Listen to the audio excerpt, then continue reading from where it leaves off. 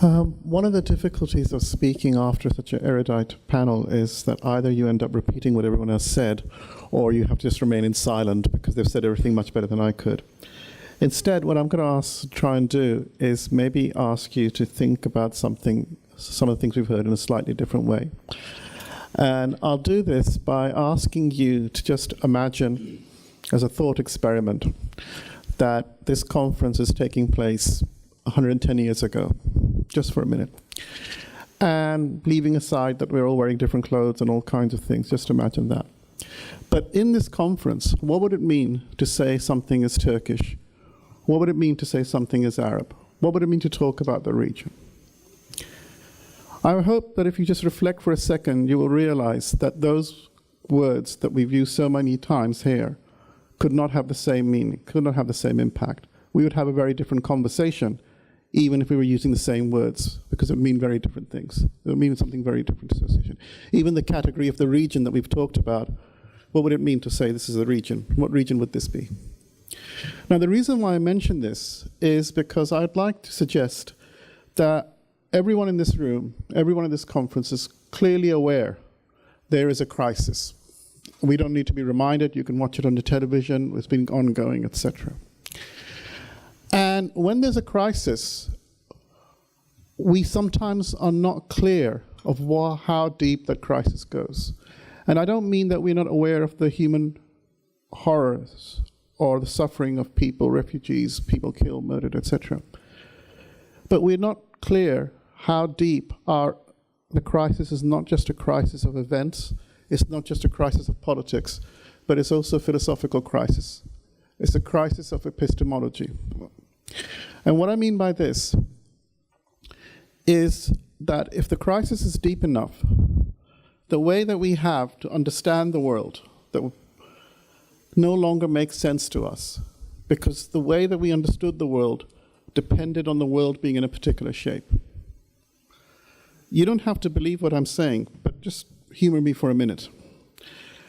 If this is the case, then the challenge that we face is far greater than listing different kinds of permutations of forces or wishing for different kinds of outcomes. I think we can all agree we would want things like the end to violence, prosperity, etc. Those are not the issues.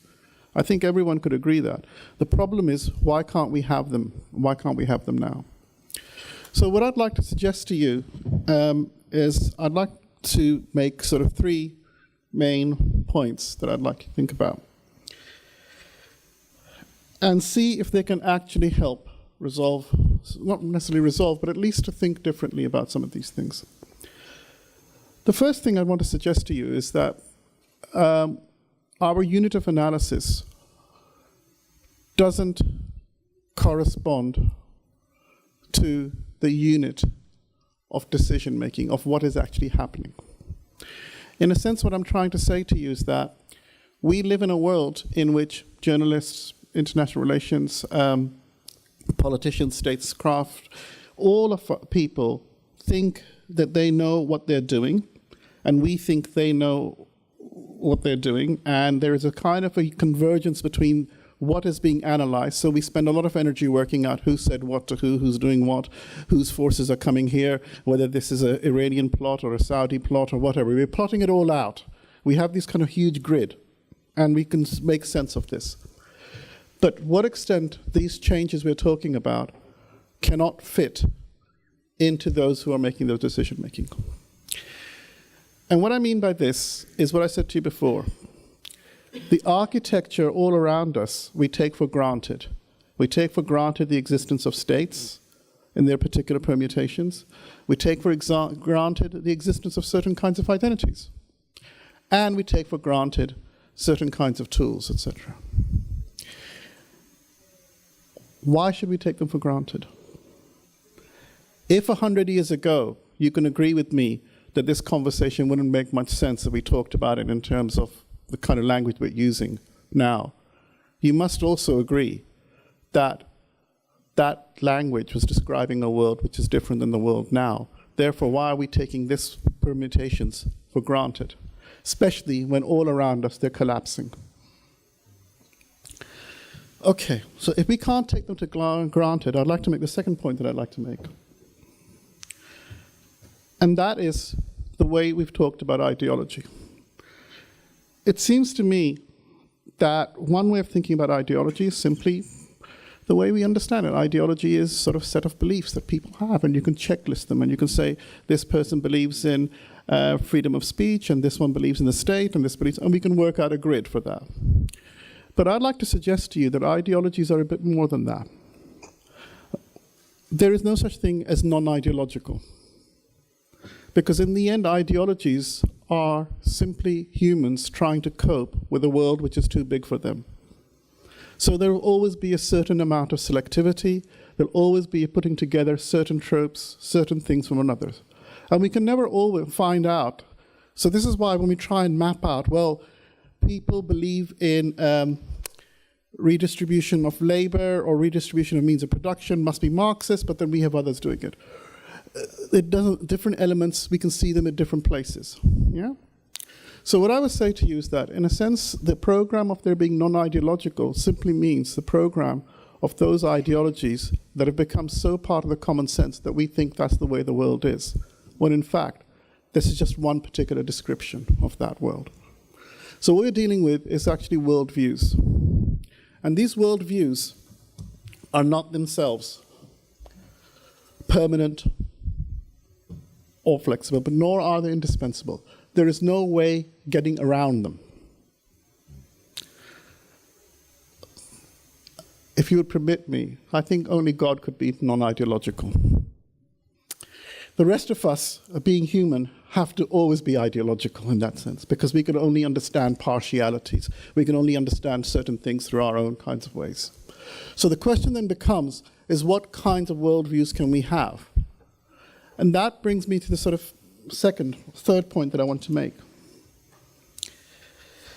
If you put it like this, it seems to me that all worldviews must reflect responses to particular kinds of problems. And the most fundamental problem for us, as for any would be, is what is to be done. That is the first question to anyone, any situation you ask. If you have difficulties, if you encounter in your life, somewhere along the line, in some shape, way, or form, you will ask this question, what can I do? What has to be done? Soon as you ask that question, what is to be done, a second question appears. Who are your friends and who are your enemies?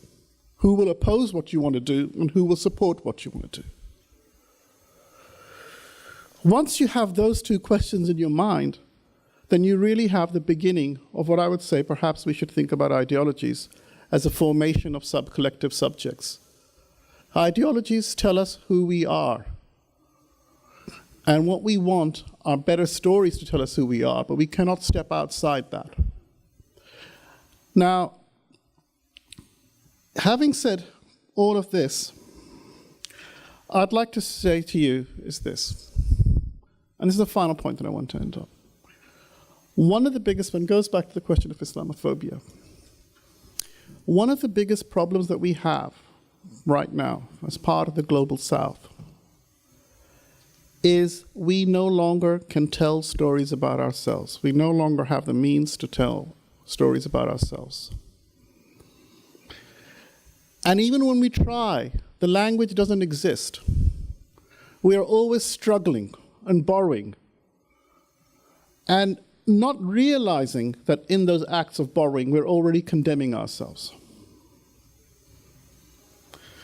It seems to me that there is a fundamental issue here, that when many of us talk about democracy, or we talk about people having the ability to govern, which we all do, we also have to understand, and we do, that there can be no democracy without sovereignty. There is no point in having elections if you think what your government does will be dictated from somewhere else. But to have sovereignty in this world is to be able to act, to be powerful, to be strong. So the question isn't just to build a different way of understanding, but it's how we build a strong way of understanding ourselves. And I would say to you, one of the biggest problems in the region or elsewhere has been the fragmentation. A fragmentation which has basically not only meant it more and more difficult to think of alternatives, but it's made us smaller, it's made us petty. And I will end this little talk with just giving you an example, which you can take or leave. Many people now talk about China as this emerging superpower, and we've heard that, you know, how much it's progressed and where it was in 1949, where it is now, etc.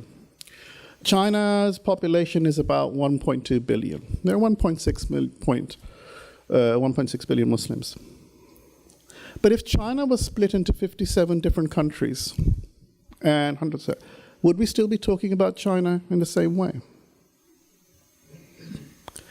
So the issue for me here is this, that in this region, we have to distinguish between countries which are real, which have the possibility of being able to articulate a future, to being able to articulate a description, a worldview, which is for everyone, and those who simply have nothing to do but are only the name of the particular family or the particular clan, or etc., and have no vision for the future.